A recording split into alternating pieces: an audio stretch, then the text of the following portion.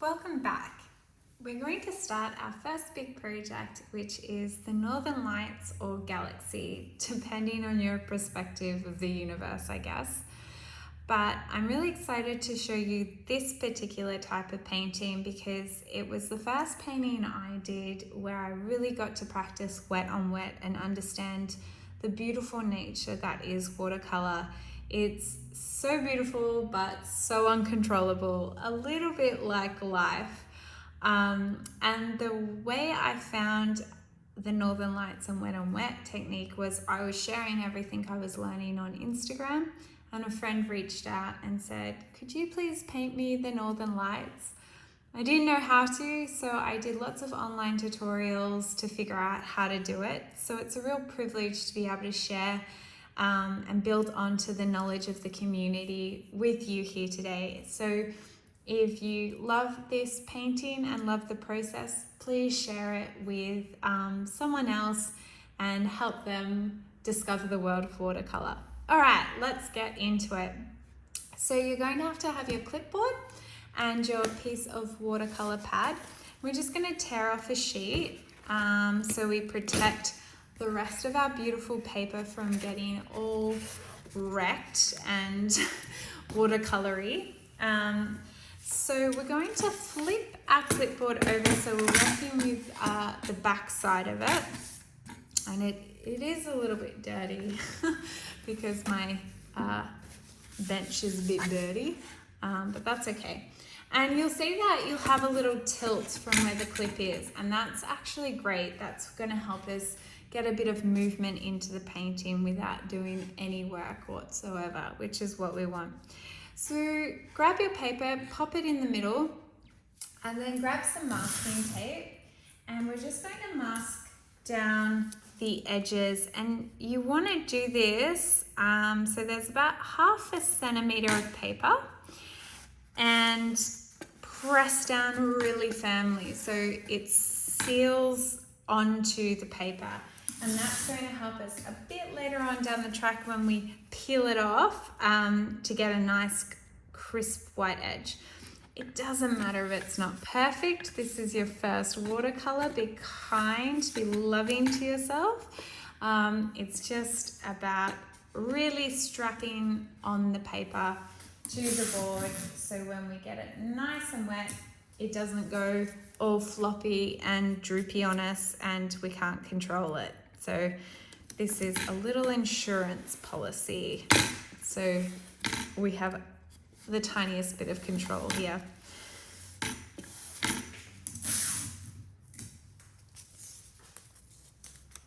It's also, as you'll find out, the most satisfying part of the whole process is to peel it off.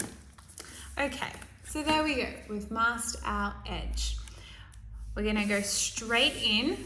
So take a big deep breath in and out. And we're going to grab our big goat hair brush. We're going to have it in the water. And we're just going to cover the whole piece of paper in water. Now you'll see a bit of a difference. The part that has water on it is going to have a nice sheen to it, and the parts that are dry are going to be dull. And you want to make sure that there is water over everything. You do not want any dry patches because, as we saw in our first fundamental video, it behaves very differently on dry paper with wet paint compared to wet on wet. So we want to get it, I say, juicy. So we want not puddles, but if it is a bit puddly, we can let it just soak in for about 5 or 10 seconds. So that's looking pretty good. It's got a beautiful sheen. Everything's crazy. So everything's crazy. Everything is crazy, but it's also good. So I'm going to do more of a horizontal Northern Lights. You can do vertical. You can do whatever. You can look at images of Northern Lights and pick the one you want to replicate. I'm just going to go straight in with how I know how to do it. And I'm going to start with getting some of this beautiful orange, and I'm just going to go across there. I'm then going to get some beautiful yellow, and I'm going to get yellow there. And then I'm going to get green. So if you haven't guessed by now already, this is just really about putting the colors wherever you want to. So there is a little bit of method to the madness, but really not that much. It's just about picking colors that you love, and you can already start to see watercolor is doing its thing. Now, the one rule I do have with the Northern Lights, and it's very loose, is just to darken the corners of your paper. This is going to give it the night sky frame. But there's also another little trick I'm going to teach you after this. So once we've got that, we're going to swirl it around and just blend it, and look at that. This is the magic of watercolor. This is it right here. So we can see we've got these beautiful colors, but we've got some white patches down here. So I'm going to continue, I think, this purple down here and darken that. I'm also going to add this dark blue up here. I think I'm going to darken this off a bit more. Get it nice and dramatic in there. And we're already seeing that the blues and greens have formed this like line bandwidth thing, which is kind of cool. Awesome. Now I want some more night sky down here. So I'm going to black it out here. And I'm going to black it out here. And then in the middle, it's looking a bit wishy-washy. It is going to dry a lot lighter than what you're seeing at the moment. So I'm going to get some more of this orange, and I'm going to really bring it up. That's yellow mixed with a bit of black, I think. Bring it in here. And I'm going to get more of this yellow in here because I want it to really pop.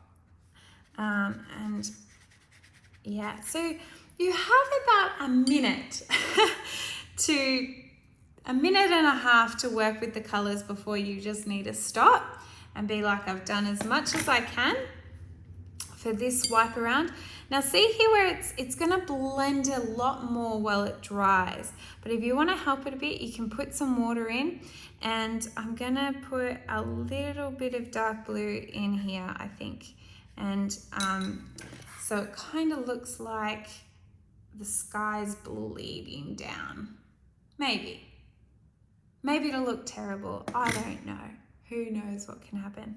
Now there's a little brown part happening there. So again, I'm just going to come in with the yellow. Oops, I knocked that one up. I put my blue into my orange. So just clear that up. That's okay. And I'm going to come in here. Now here's a little trick. If you've got these puddles of water, which we do, we're just going to come in with our brush and you're just going to lift it off. It's called lifting. You can do it with paper as well. But the paper tends to absorb. So see this little dark patch here? There's a lot of water there. There's a puddle there. And I'm just going to come in and lightly tap it off. And it comes off. And you don't want to press too hard because you don't want to take all the pigment off.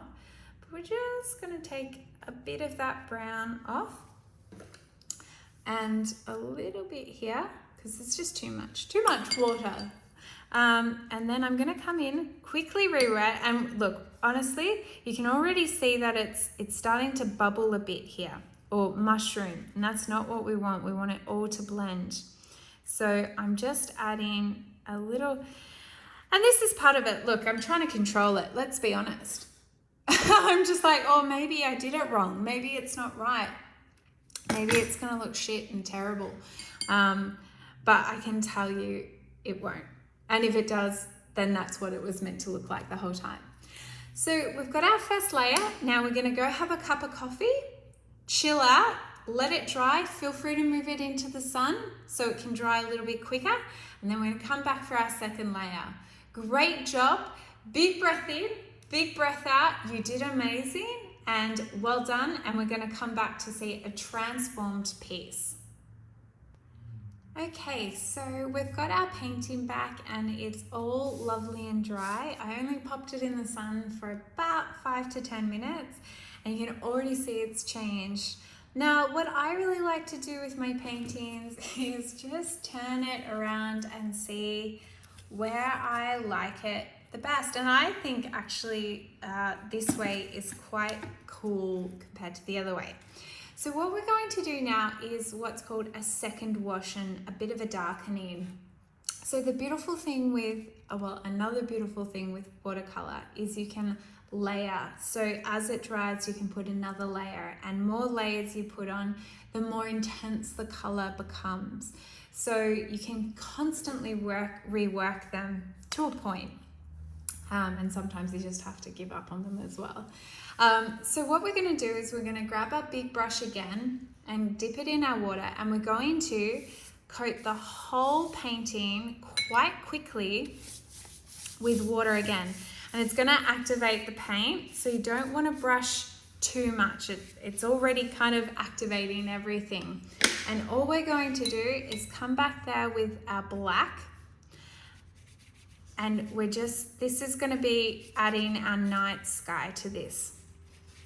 Because it's quite hard to get black, like a dark black, because it's always going to dry lighter.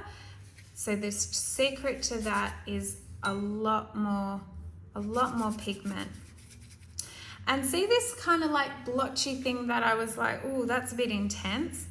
With this second wash, we can transform that a little bit as well. So we're going to just soften that little patch a bit more, so it's blended a bit more, and then come back with as much black as you want, just to darken the edges. Cool.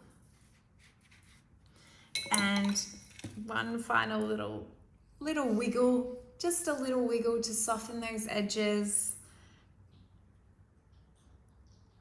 And if we turn it up really vertical, we can get some really interesting fades happening. Now there's a little part there where I didn't quite wet, so I'm just gonna bring it down. That's fine. Beautiful watercolor. Everything is, and there's this kind of interesting starting, so be curious with it, be open with it, don't be too hard on it. It's doing its thing. It's doing great. You're doing great. You're doing fantastic. Breathe. And it's a lot more dramatic, and I love it.